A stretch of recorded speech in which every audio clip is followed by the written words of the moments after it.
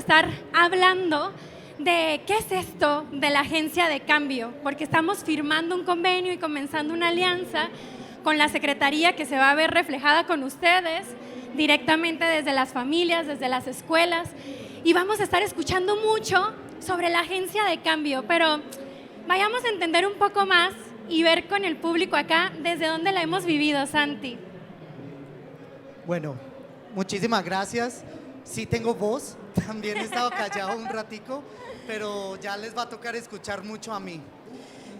Y vengo a contarles una historia, la historia mía, de la historia nuestra, de mi familia y quién soy yo. Ya saben que soy Santiago y a veces se siente mi acento como algo extraño. Santi, si te puedes poner así para que te escuchen ¿Aló? más.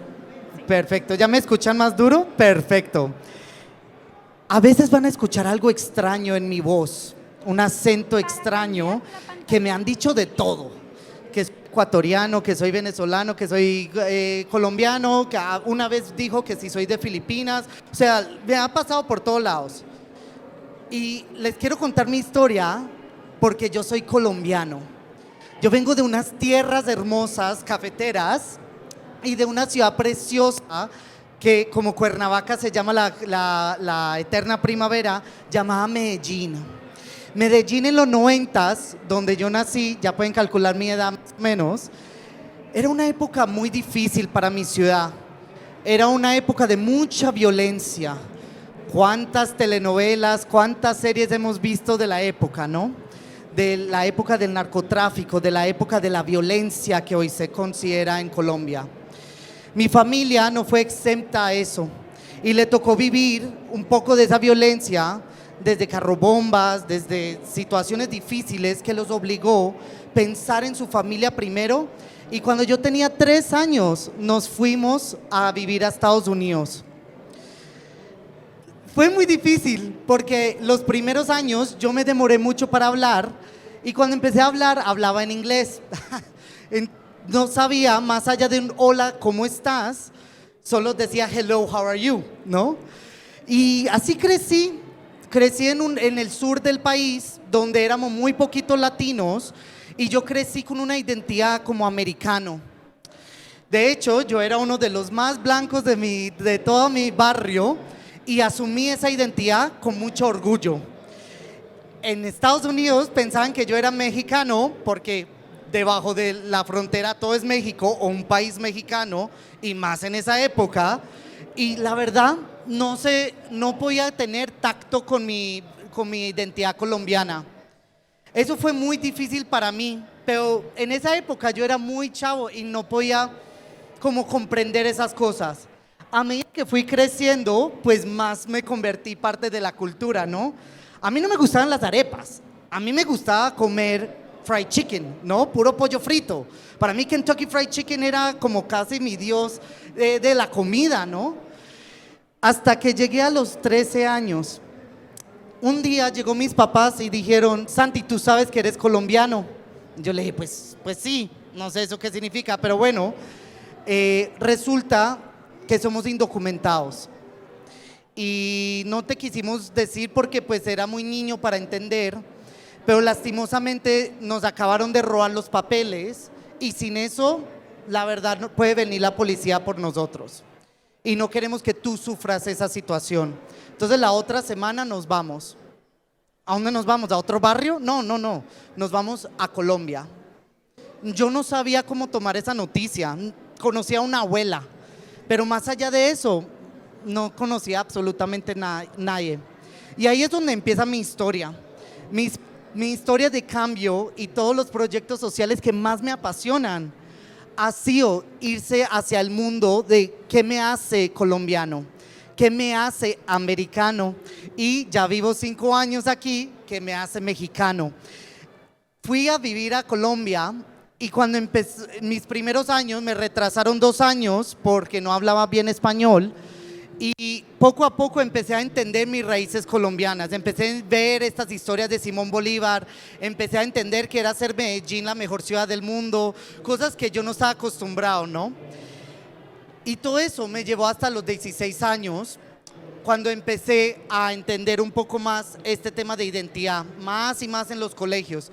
Entré a la universidad y tuve la oportunidad de ir a las montañas. Medellín vive en unas montañas y hay personas que no bajan de esas montañas, ¿no? Nunca en su vida. Y me llevan a viajar hacia allá para conocer contextos y eso, y me pareció muy curioso que la mayoría de los chavos crecían, encontraban la manera de salirse de sus barrios y nunca volvían. Y no echaban raíces. Y cuando yo veía esas situaciones, yo empezaba a decir, qué lástima que le arrebatamos o permitimos una sociedad que te arrebata la capacidad de tener una identidad geográfica.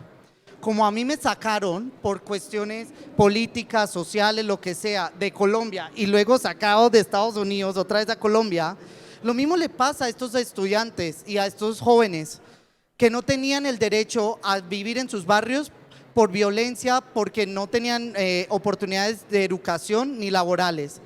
Y ese momento me vino una chispa que me cambió a mí. Y vamos a hacer aquí una pausa. Estamos escuchando la historia de Santiago, una historia de agencia de cambio, para ir captando algunos detalles. El primer detalle aquí en la historia es para nosotros la primera habilidad que se necesita ejercitar cuando quieres ser un agente de cambio. Y estamos hablando de una habilidad muy sensible que nos permite conectar con uno mismo, con nuestra historia, nuestras raíces, pero también con otras personas. ¿Cuál será esta habilidad? ¿Qué habilidad vivió Santiago hasta ahorita que le hizo darse cuenta y reconocer su historia, pero también ver que eso que a él le pasó, le pasaban a otras personas? La empatía. Parecía que ya nos habíamos puesto de acuerdo. La empatía. Y normalmente, ¿cómo entendemos la empatía? Hemos escuchado muchas veces la frase de ponernos en los zapatos de otra persona. Para Ashoka, la empatía va más allá de eso.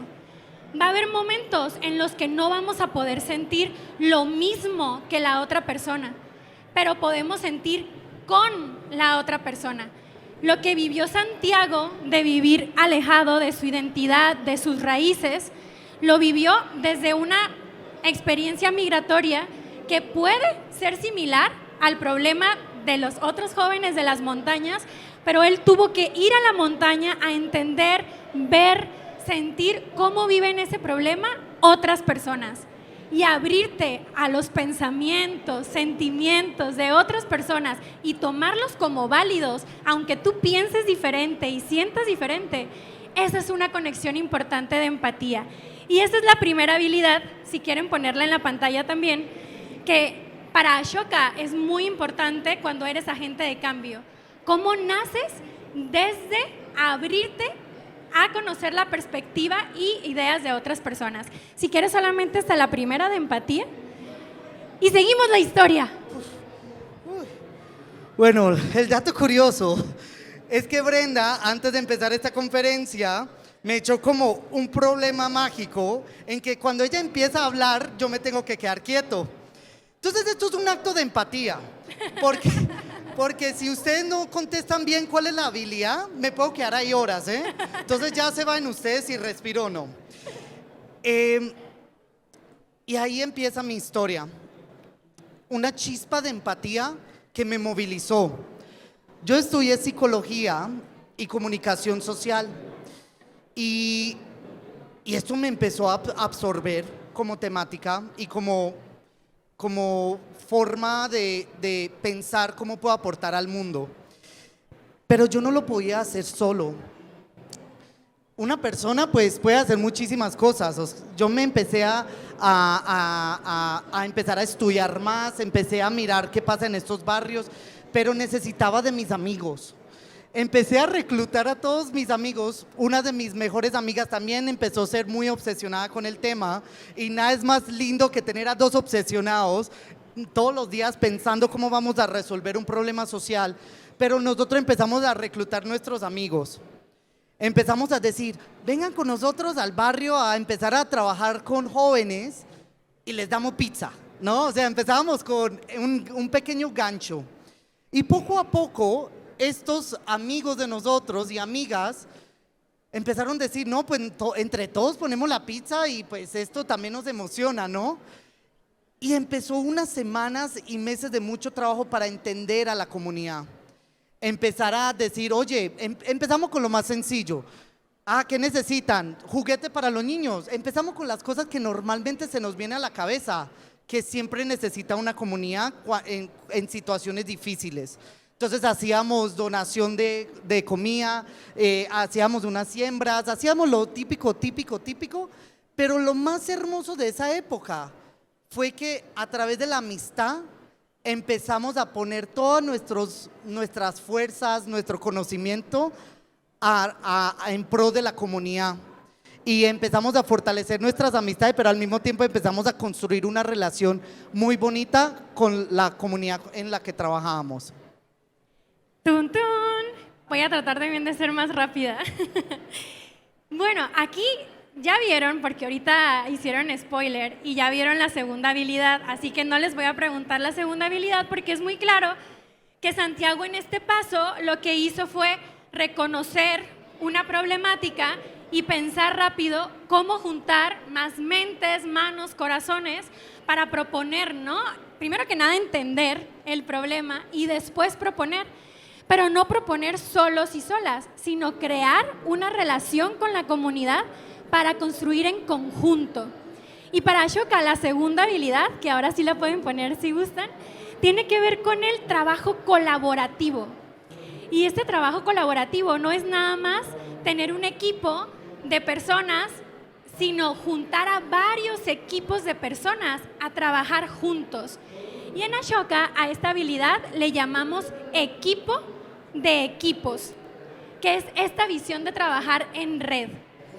Y si escuchan por aquí, también Santiago dice que empezó con algunas acciones muy directas, pero después fueron pensando en acciones que pudieran tener más y más impacto, sumando las fuerzas de más personas. Y para nosotros hay una frase muy linda cuando tú trabajas en proyectos de impacto que dice, lo que hagas por mí, sin mí, será contra mí. Por eso es tan importante crear estos lazos y conexiones con quienes trabajamos y con quienes vivimos los problemas para que desde ahí, desde la empatía y el trabajo colaborativo, surjan las soluciones. Listo. Bueno, pero sí puedes respirar, ¿verdad? Yo no sé por qué acepté hacer eso. Pero bueno, si ya me metí, ya lo hago hasta el final, ¿no? A medida que estaba trabajando con mis amigos, algo pasaba y es que empezamos a suponer que necesitaba estas comunidades, pero en realidad, no, pues yo era el que menos podía opinar. Yo apenas llevaba unos años viniendo de Estados Unidos, mis amigos ninguno vivía en las montañas, sino en el centro de la ciudad y veníamos de contextos un poco más diversos. Y lo más bonito fue que empezamos a realmente acercarnos a líderes comunitarios. Empezamos a hablar con mamás, que había un centro de innovación y como de familias, donde íbamos todos los sábados, llevábamos nuestros almuerzos, la famosa pizza que les cuento, bueno, y entre otras cosas que llevábamos más colombianescas, y empezaba a venir familias que estaban saliendo de clases de baile con sus niños y nos parecíamos raros para ellos. Y eran como, ¿qué están haciendo ustedes aquí? Y nosotros explicábamos un poco la intención y todo lo demás. Y las mamás y las abuelas amaban sentarse con nosotros a chismografiar. El mejor pasatiempo latinoamericano. Se sentaron con nosotros a platicarnos de todos los problemas y no, este niño no va, yo no sé qué, es que no, yo no sé. Nos empezaban a contar sus realidades, pero a través del chisme y las historias de familia, como si fuera un 100 años de soledad. Somos famosos los colombianos por promover el realismo mágico, pero se los juro que sí es verdad, ¿eh? Nosotros, todas las familias, podemos generar novelas y amamos contarlas con mucha pasión. Había una señora que movilizaba más de 1.500 familias del barrio, una señora pequeñita, gigante, que nos mandaba y decía, muchachos, no se sientan ahí, que ahí vienen las mamás, que ese es su puesto favorito, y nos movilizaba. Al principio nos odiaba, no nos podían ver porque decían, estos niños no vienen para hacer nada, pero poco a poco le empezábamos a hablar y preguntarles cosas, y ella nos contestaba de mala gana, no, y esa señora poco a poco se convirtió en mi amiga. Y luego me contaba cosas también, hasta que ella dijo, si ustedes me dan la pasaboca, las botanas, yo te puedo traer a 500 familias a sentarte a ver una charla. Póngame algo para comer y yo les pongo. Y eso nunca se nos ocurrió. Invitábamos a charlas a las personas y nadie venía y nunca sabíamos por qué. Pero resulta que, claro, no tenían que comer mientras escuchaba a estos culicagaos, como dicen en Colombia, no, a estos chavitos. Y ahí empieza como una relación de, oye, ¿tú eres buena para convocar? Listo, encárgate tú en convocar y nosotros ponemos el contenido. Ah, pero bueno, las necesidades van por otro lado. Empezamos a reclutar a jóvenes que vinieran. El proyecto, ¿en qué consistía realmente? Era realmente reunir a cientos de jóvenes al año para aprender de liderazgo, pero inclusive más lindo, era aprender sobre el territorio en el que viven. Y eso les cambiaba toda su mentalidad, porque ellos decían, en mi barrio sí puedo hacer algo, fíjate, puedo hacer algo en la biblioteca, puedo hacer esto, y nunca cayeron en cuenta. Pero eso, hasta ese punto, si no hubiéramos otorgado el conocimiento a la comunidad, si no hubiéramos tenido a esta líder comunitaria ayudándonos y entendiendo cómo convocar, si no hubiéramos tenido a la jefa del centro de innovación que nos daba las llaves a las 5 de la mañana para realmente organizar el taller para las 6 de la mañana, que era antes de que empezara el colegio los niños, pues no había forma, ¿no? Y el día más hermoso era cuando queríamos organizar decirle gracias a todos, la comunidad, un día, y ellos nos invitaron a comer con ellos. Para mí, una comunidad te acepta y te quiere y te abraza el día que comes en la misma mesa que tú. Y comí mucho sancocho aparte de eso, ¿no? Muy buenos aparte. Pero llegó un punto muy fuerte. Después de 2 años trabajando así fuertemente y haciendo el sueño, yo sabía que ya estaba llegando a un punto importante. ¿Qué va a pasar después? ¿Hasta dónde me voy a quedar yo? Ese proyecto que se llama Nuevas Huellas, llegó un momento en mi vida donde yo ya tenía que decidir cuál era el futuro y si yo era parte de ese futuro, de ese proyecto. Y lo hermoso es que ya había tantos liderazgos que se convirtió en que se descentralizó de mí, y ahí es donde ya empieza el principio del fin o un nuevo comienzo del proyecto. ¡Tan, tan, tan, tan! Para nosotros en la organización, conocer las habilidades desde cómo se viven, más allá del concepto, nos parece muy importante, porque entonces entendemos en las vivencias del día a día de una persona que se dedica a generar impacto positivo, cómo es, ¿no? Ante qué se enfrenta. Y Santiago nos ha venido contando muchas cosas donde nosotros estamos resaltando solo 4 habilidades que están a punto de conocer las últimas 2, pero seguro ustedes están escuchando en la historia muchas más habilidades que Santiago tuvo que ejercitar, él con sus amigas, con la comunidad, con su escuela, con quien tuvo que hablar y extender el proyecto. Y esas habilidades no son menos ni más importantes, son parte también, solo que estas 4 habilidades que nosotros les estamos contando a través de la historia de Santiago son las que salieron como un patrón en una investigación que hicimos a nivel mundial con personas, agentes de cambio que han dedicado su vida a hacer este tipo de proyectos de impacto. Y por eso les contamos estas 4 habilidades que son las críticas necesarias para poder actuar como un agente de cambio. Entonces partimos de la empatía, partimos de trabajar con otras personas, y cuando trabajamos con otras personas más de manera tan abierta y fluida, ¿qué se necesita? ¿cuál sería esta tercera habilidad cuando trabajamos con otras personas? Ay, me están haciendo aquí otra vez spoiler. El liderazgo compartido para nosotros desde Ashoka es esta visión de poder conectar con más personas y desde esta conexión no solamente pensar que tú eres la persona líder, sino que permites que otras personas lideren junto contigo y que otras personas se vuelvan iniciadoras de cambio junto contigo, incluso hasta el momento en el que tú te puedas ir de tu proyecto, que tal vez tú iniciaste con una idea, pero que tu proyecto no se muera ahí, que hayas dejado una capacidad instalada con otras personas, con la comunidad, para que incluso pasen años después y el proyecto siga vivo. Y esa es la fuerza del liderazgo compartido. Bueno, acabé de pasar por todo un journey, por todo un camino existencial viendo este micrófono tantos minutos. Ya no se los recomiendo. Pero ya la magia se está quitando poco a poco porque ya estamos por terminar y la historia ya también está por terminar. Un día, hablando inclusive con la líder comunitaria, en un evento de diciembre que hicimos con 400 niños, ella se sentó al lado mío y dijo: Santi, al principio yo los odiaba a ustedes, pero hoy yo no me imagino este barrio sin ustedes. Y yo le dije: doña Elena, de hecho yo quiero hablar contigo. Ay, no me vas a renunciar, eso no va a pasar de malas.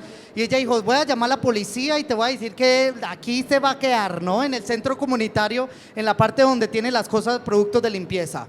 Muy gráfica me lo hizo y muy detallado. Y yo le dije: sí, va por ese lado. Y como que ella se enojó y dijo varias cosas que no puedo mencionar en esta conferencia, pero al final ella dijo: pues ya nos toca a nosotros, ¿no? Esto tenía que pasar. Podemos evitar nuestra responsabilidad, pero al final es nuestro barrio. Yo le dije: no, pero tampoco se trata de eso. O sea, también va a estar todo el equipo que hemos cultivado de tantos años, que la verdad saben muchísimo más que yo del trabajo que se está haciendo, y ya tenemos toda esta parte del liderazgo compartido muy instaurado. Y ella como que lo comprendió, pero la pregunta era más para mí. Yo amaba trabajar ahí, pero ¿qué sigue para mí? ¿Ir a otra comunidad? Ya lo intenté y funcionó, pero yo quería seguir viendo cuál era mi granito de arena a crecer el impacto, y más esta cuestión de la identidad territorial que para mí me late el corazón todos los días. Y yo sabía que yo me podía quedar ahí todos los días trabajando en mi ciudad, que yo la amo y la adoro. Santi, súbetelo. Hola. Es que perdón, escucho mi voz muy duro acá y hasta yo me harto de mí mismo, perdón. Llegó el momento donde yo dije: si me quedo en mi ciudad, nadie es profeta en su propia ciudad. Y muchas veces lo he interpretado de que te quieren en otras partes y eso, pero yo lo interpreto mucho de que a veces te tienes que salir de tu mundo para abrir la perspectiva y la capacidad de escuchar otras situaciones que pueden enriquecer lo que puedes impactar en tu localidad. Y ahí es cuando tomé la decisión de venirme a México como voluntario de Ashoka, de hecho. Y hoy, ¿qué estoy haciendo? Exactamente lo mismo. Yo estoy ayudando a crear comunidades resilientes basados en culturas de agencia de cambio, pero basadas también en una territorialidad y un amor a nuestro territorio, y que nuestras identidades sean el motor de cambio, y que no tengamos que irnos y a tener estos procesos de diáspora siempre, sino cómo aprovechar lo que ya tenemos en nuestro mundo. Hoy trabajo en territorios hermosos como Centroamérica, como Nuevo León, como Chihuahua y obviamente Jalisco, que ya tengo muy cerca mi corazón, y cada vez veo el potencial de las personas que están aquí luchando todos los días para generar mejores espacios educativos, para que haya más niños y niñas como agentes de cambio, viendo a mejores emprendedores sociales, y estoy aportando a tejer eso. Entonces llegó un momento en donde tenía que yo renunciar a ese proyecto. Ya llevo ya llevo 5 años desde que renuncié y hace unos meses me llamaron y me dijeron que el proyecto sigue vivo, ha crecido un montón, pero ya no estoy. Les confieso que sí lloré un poquito porque es muy difícil soltar esos bebés sociales, pero qué contento, ¿no? Y que yo ya pueda impactar desde otro nivel. Yo creo que ha sido uno de los momentos más críticos de mi vida como agentes de cambio. Aquí sí puedes respirar si quieres. Pues muchas gracias. Justo con esta última parte de la historia de Santiago, vamos a terminar de tejer las 4 habilidades que en Ashoka les llamamos habilidades transformadoras. Y esta última es muy importante porque tal vez tú puedes ser una persona empática, puedes trabajar en equipos de manera colaborativa, puedes liderar y permitir que otros lideren, pero si todas estas habilidades no las enfocas hacia solucionar una problemática socioambiental específica, pues son habilidades muy buenas para la vida, son habilidades humanas que nos sirven muchísimo, pero tal vez no estamos hablando de agencia de cambio. Entonces, para nosotros, esta última habilidad que la pueden colocar es la creatividad para solucionar problemas. Y no solo la creatividad artística, sino la creatividad que viene de un pensamiento crítico, de darnos cuenta qué es lo que ya existe afuera y qué puedo sumar yo, qué valor voy a traer realmente para solucionar esta problemática. Y luego también tiene que ver mucho con el pensamiento sistémico de todo lo que está pasando en el problema. ¿Dónde puedo hacer yo mayor impacto con lo que tengo a mi alcance? Y este tipo de pensamiento, este tipo de habilidades son las que vamos a estar trabajando en los diferentes programas de Recrea para que cada vez existan más personas como Santiago, seguro como algunas personas que están aquí, que han reconocido un problema, que han sabido escuchar, que han sabido crear con otras personas, que han aprendido de los errores y han dado la vuelta a las situaciones a las que se han enfrentado y que desde donde están no tienen que estar haciendo un proyecto aparte, sino que desde ser docente, desde ser un joven agente de cambio, desde promover en tu familia un núcleo de familias agentes de cambio, desde ser un programador, desde ser enfermera, desde donde estamos. La magia de la agencia de cambio es que cualquier persona puede activar este poder. Y para nosotros, estas 4 habilidades son claves si queremos que más niños, niñas, adolescentes y jóvenes puedan enfrentar los retos del mundo. Porque hoy como generación no nos queda más que no solo adaptarnos, sino generar los cambios que queremos ver allá afuera.